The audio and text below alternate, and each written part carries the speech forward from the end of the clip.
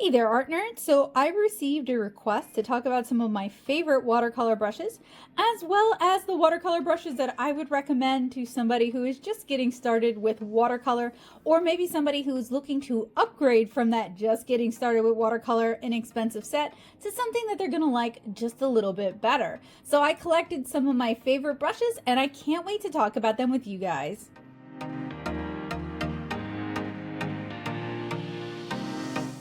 From right to left, we have a Hake brush, we have a Cotman wash mop, we have a Zen dagger, we have a Zen, what they would call a mop, we have a Zen round, we have a quill, another quill, another quill, another quill.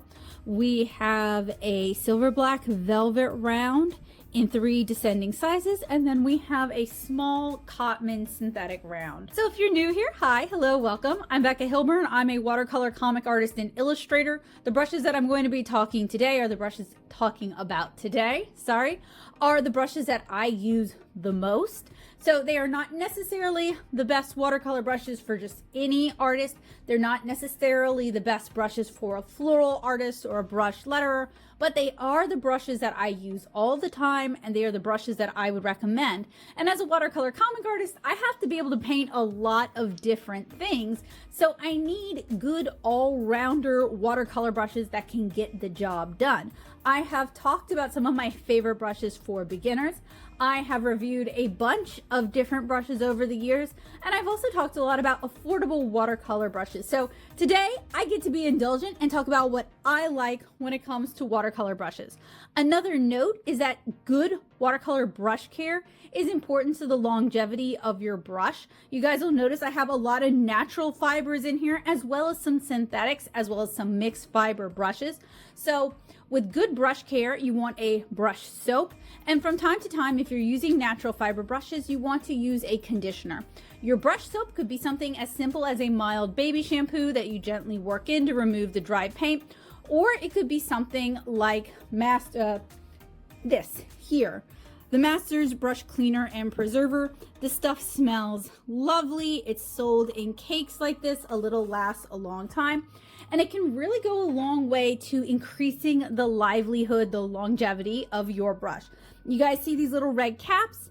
These are so that I can hang my brushes going down. If you want your natural fiber brushes to last longer, then drying them hanging down is going to ensure that they come to a point. If you dry them this way, they're going to bush out, and you can use a makeup brush drying rack to dry out your brushes. I also have a little something in my watercolor cups called a paint puck, and it's a little silicone doohickey that will scrub my brushes. That is also going to increase the longevity of your brushes. I've talked about this before, but some of you guys might be totally brand new here. I like to paint with natural fiber or mixed fiber brushes, with a few exceptions. So basically, if I'm using gouache, if I am lifting things out, if I'm doing really fine details, if I'm working with masking fluid, then I will turn to a synthetic brush. Also, for my really large brushes, it's often cheaper to just go with a synthetic than to go with a similar size natural hair brush.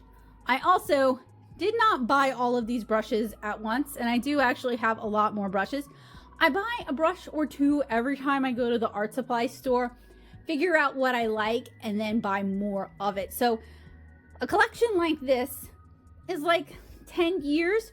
I would say you really need a mop and a couple of good rounds to get started.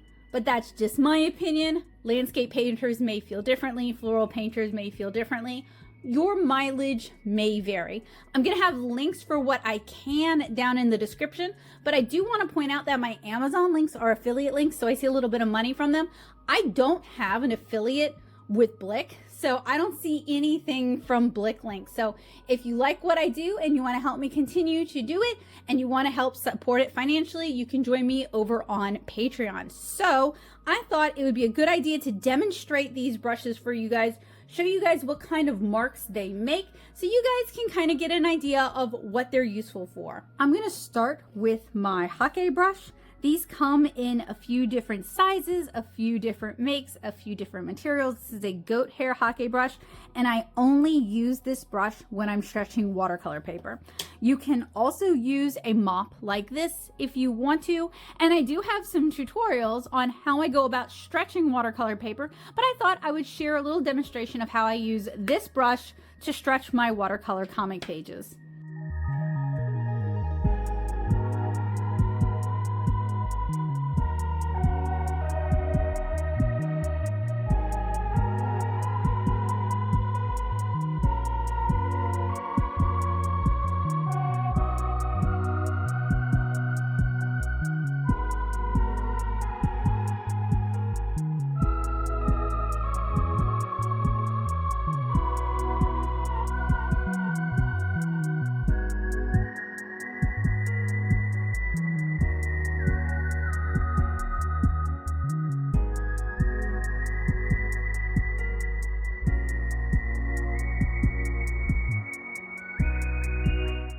So what about the rest of these brushes? Well, I'll demonstrate what they're used for and what kind of marks they make using this Blick cotton rag block bound watercolor paper. Boy, this should start looking familiar to you guys.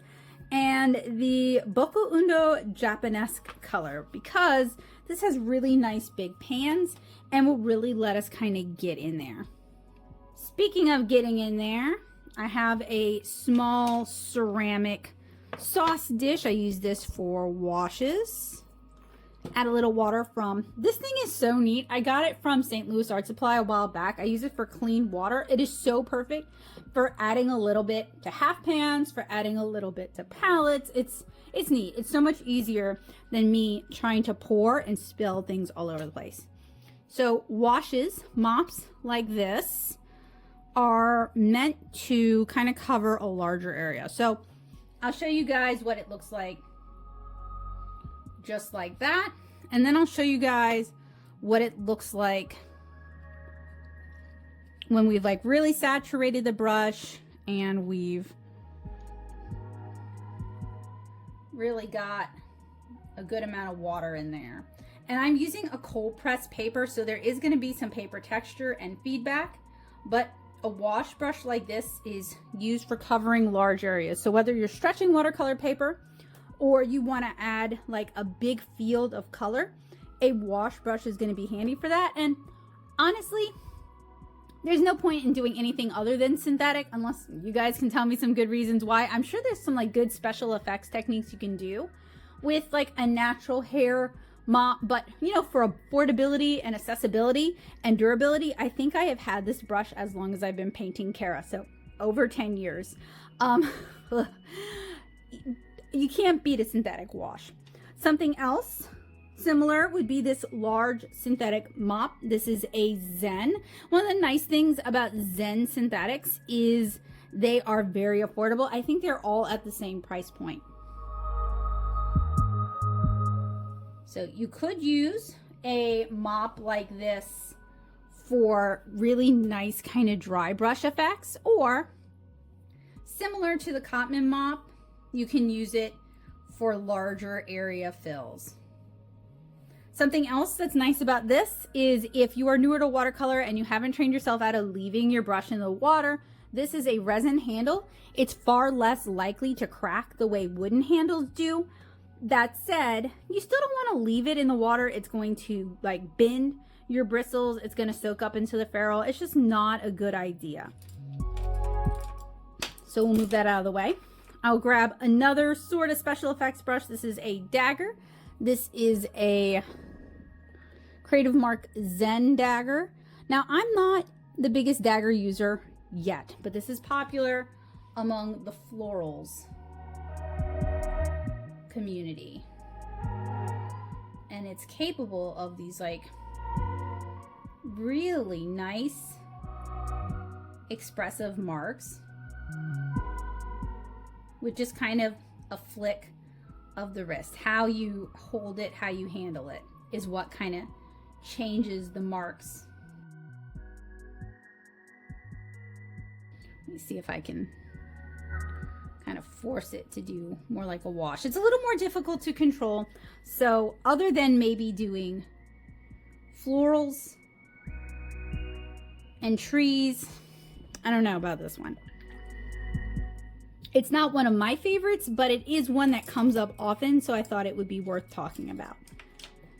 So now we have our quills and our rounds, and I'm going to basically divide them into some subcategories. So for the most part, I have natural fiber quills, right? So we have two Paul Rubens and we have two Dainyw. Unfortunately, they don't sell these anymore. I kind of believe they're a white label from Art Secret.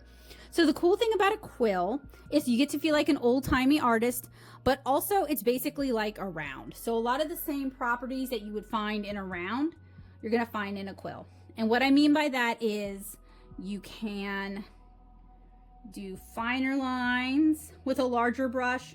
You can do thicker lines with a larger brush. You can alternate your lines. What you want to find is you want it to come to a nice tip and you want it to have a nice belly. You want it to not drip all over the place so it can really hold water. And you just kind of want to be careful around these wires. I find that they sometimes bite into my hand. I don't really see, I have some smaller quills. I don't really see the point of using smaller quills over a brush, but I really like these Chinese natural fiber quills because they're less expensive than their Western counterparts. Some of them have really nice long bristles. And that kind of puts me in mind too that I should go grab and talk about Sumi brushes for Western use in a moment, because those are going to be a really affordable way to get some nice larger brushes. And then the two Dainyws are going to handle pretty similarly. So next, I'm going to talk about some of my favorite rounds. These are silver black velvet. They are a mixed fiber, so they're a mix of squirrel and natural fibers, or I'm sorry, synthetic fibers, so they kind of offer the best of both. I used to really like Kolinsky Sable. Kolinsky Sable is expensive and it's not really available. Ugh, sorry, stumbling all over myself. It's not really available, so it's less of an option. So like the quills, these are capable of good snap. They're capable of fine lines and thick lines. They can hold paint, they can hold water, and they don't drip. I like the larger black velvets better than I like the smaller ones. I kind of learned on Kolinsky Sable because I come from a comics background and we would use Kolinsky Sable brushes for inking comics. So I like the snap and versatility that a Kolinsky Sable smaller brush has to offer. And I find these mixed fiber and squirrel hair brushes to be, at this size, just a little too floppy for me to get the kind of control that I would like to see. They also just don't hold as much paint as you would like. So kind of on that note, synthetics, not my favorite, but I definitely see the point in using synthetics. I can see the appeal. I understand why people will use synthetics. They are cheaper. They are easy to take care of. They are a little more resilient. You can kind of beat them up and treat them like garbage and they'll still mostly work for you. If you bend the bristles, you can dip just the bristle part in boiling or almost boiling water and that will reset the fibers. Like, they're very forgiving. I find water control with these very difficult. I find they are very drippy. And honestly, I've tried a bunch of synthetics looking for good synthetics for class use. These are the ones that I've come up with, the Zen. They are the best of the synthetics that I have found without it costing an arm and a leg, like without it getting competitive with natural fibers. So I recommend those of the synthetic brushes, but I still prefer mixed fiber brushes. And then finally, we have a teeny tiny Cotman round. I use this when I am applying masking fluid. I use this when I am applying gouache. If I'm doing really fine, like eyelashes, really small details like that. And it is a very drippy brush. It doesn't really have much of a belly. The fibers are kind of too straight to hold a lot of water. So it's really good for wet over dry, really kind of dry techniques, or masking fluid or gouache, because it's not going to suck it up into the ferrule. But other than that, not really my preference, not really useful for what I do, but I could see letterers loving them. All right, fresh, clean block of the same. And I grabbed a few Sumi brushes, but not too many, because don't really want to get too far into the weeds here. I have other videos where I talk about different Sumi brushes. I have other videos where I talk about different types of brushes. We're talking about some of my favorite brushes, what I would recommend if you're looking to upgrade your game, right? So you have a couple of different types. You have like pony or goat, and then you have weasel, maybe fox, and that's generally like the softer bristles. You may also see boar. Boar would be much harder, like a much harder brush. So these do shed, but one of the really nice things about these is they tend to be kind of inexpensive compared to, you know, similar size natural fiber watercolor brushes. And that's even assuming you want natural fiber rounds. Like, you may just decide that's not necessary for you, that's not useful for you. So they have some of the same qualities for Western style watercolor that our rounds would have. You can get really nice broad lines, you can get really fine lines. You see, you do have to kind of roll your point. It's a little harder to go from thick to thin. They don't have quite as much snap. That's not really their point though. But these can be a good, very affordable option if you're looking for some, you know, kind of intermediate natural fiber brushes that are going to hold a lot of water and that are going to perform decently well. They come in a variety of qualities. You don't want the super duper cheap ones. Those are typically not going to do what you want them to do. If you have a use case, like if you're a Sumi artist, if you do Chinese watercolor, then it might be worth your while to spend the money for the nicer ones. But for Western style watercolor, typically that's your point when it's time to switch over to Western style brushes. I personally don't use flats super often unless I'm doing like a specialized wash technique, like a specific kind of gradiated wash, where I might want those really nice clean color gradations, and I'm not looking necessarily to add a whole lot of water to the page. So my landscape painters out there, people who like to paint buildings and houses, urban sketchers, these might be a good addition for you. If you're a comic artist and you're toning panels or you're painting room interiors, these might be a good option for you. I do own some mixed fiber flats, but honestly, I don't find that they perform any better than like a decent synthetic flat. This is a Princeton Art and Brush Company. I don't know what specific one this was. I have had this for about as long as I've been painting Kara. So that was bought at a Blick years and years and years ago. Here is a small Cotman. So you can see they don't really hold a whole lot of water, but like realistically, look how flat they are. Where would they hold all that water anyway? You know what I mean? And let me point this out. If you do a type of watercolor I haven't mentioned, that is not a slight on my part. It is more there is more to my philosophy. Doggone it. I was gonna quote Shakespeare and do a terrible job of it, but basically, I don't know everything. I don't pretend like I know everything. I don't know every art form. These might be wonderful for lettering. They're probably great for sign lettering. They have their uses if you do really graphic watercolor art, kind of like Josie Lewis style. You know, I can see these being useful for you. Like, just because something doesn't get a lot of use in my tool cabinet doesn't mean you don't use it, doesn't mean you shouldn't use it. It's just somebody asked me to do a video about what I recommend.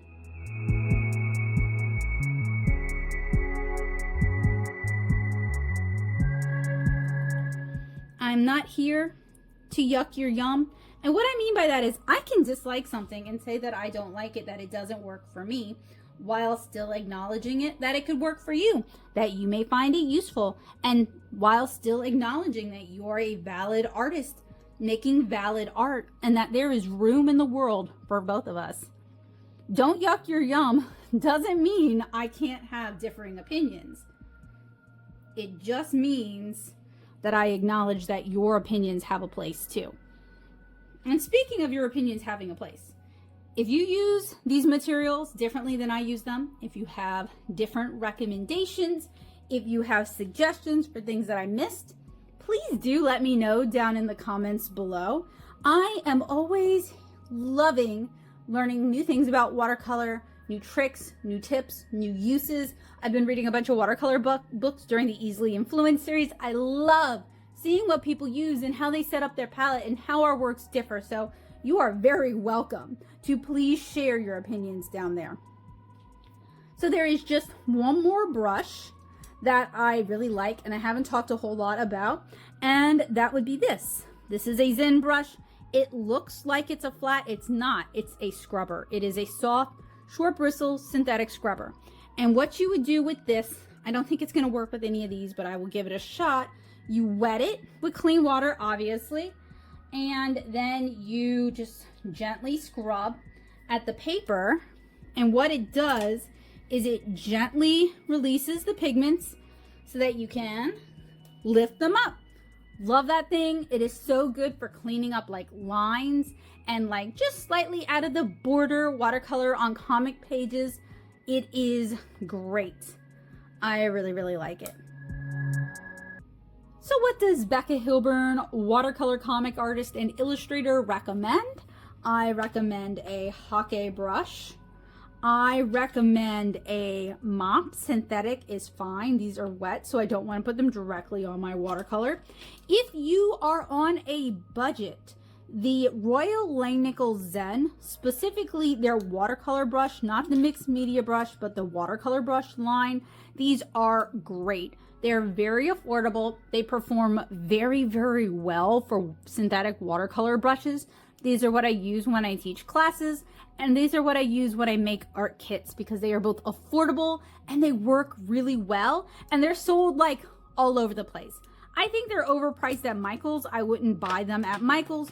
However, you can find them at Blick. I buy mine at David's Art Center.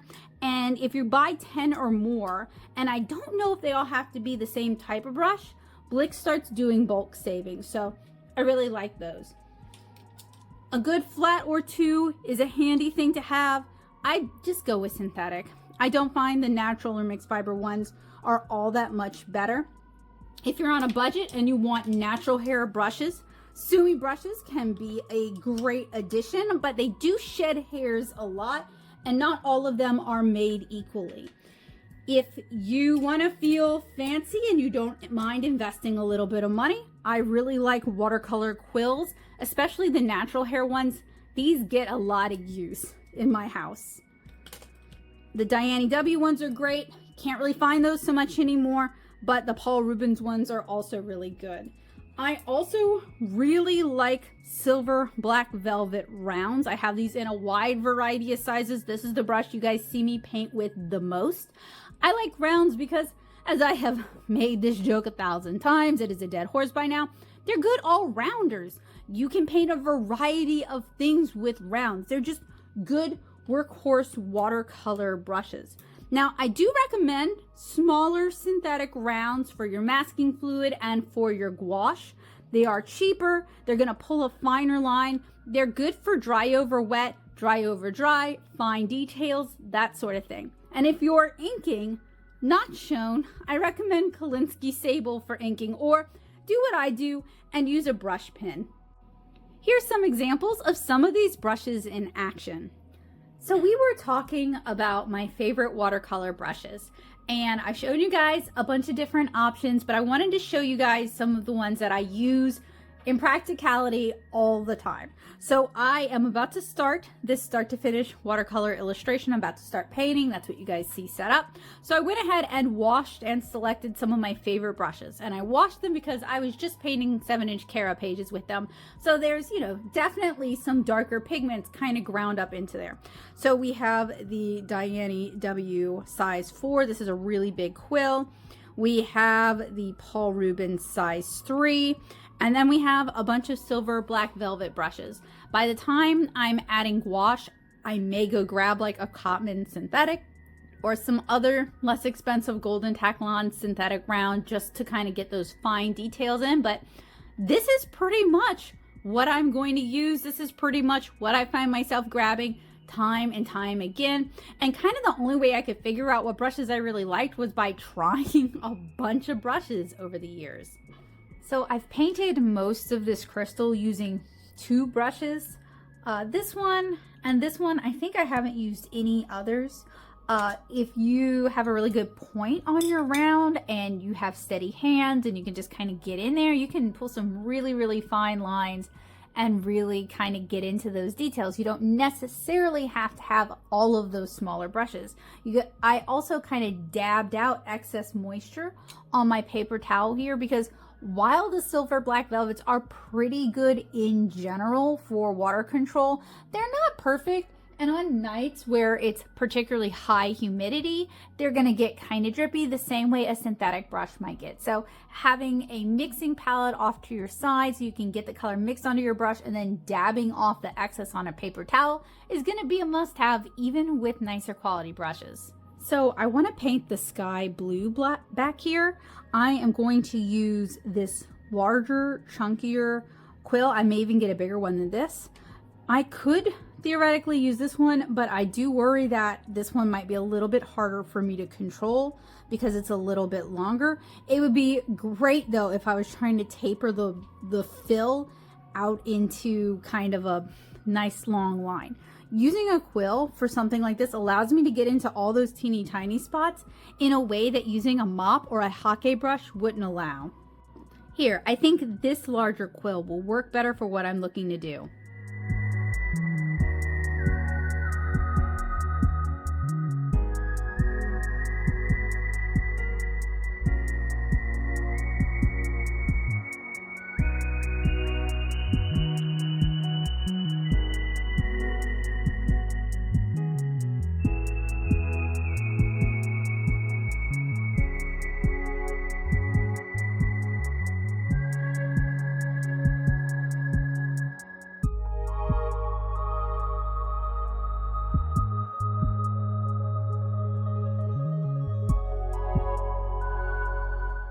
It's a little tough to get in this area here with that scrubber brush I showed you. So what I'm going to do is I'm going to take a synthetic that's going to have some stiffer bristles and I'm just going to kind of scrub at it, and that's going to lift up some of those pigments. Now realistically, I don't actually need to do this because those are violets and this is wood sorrel, purple and purple, so you know you wouldn't actually see the ultramarine blue, but I did want to do just kind of a demonstration of how you can use a stiffer bristle synthetic brush to lift some areas up and make corrections. And I don't know if you guys can see it, but as soon as I put it to the paper, even after I brush out the excess water, it's still depositing a lot of water on the paper. And that's one of the reasons I really don't like working with synthetic brushes. So next I want to apply some masking fluid. So I grabbed a small synthetic Cotman and I worked some some brush soap into the bristles to protect them. And this is gonna allow me to get into all those little tiny dots that you guys see on the mushrooms.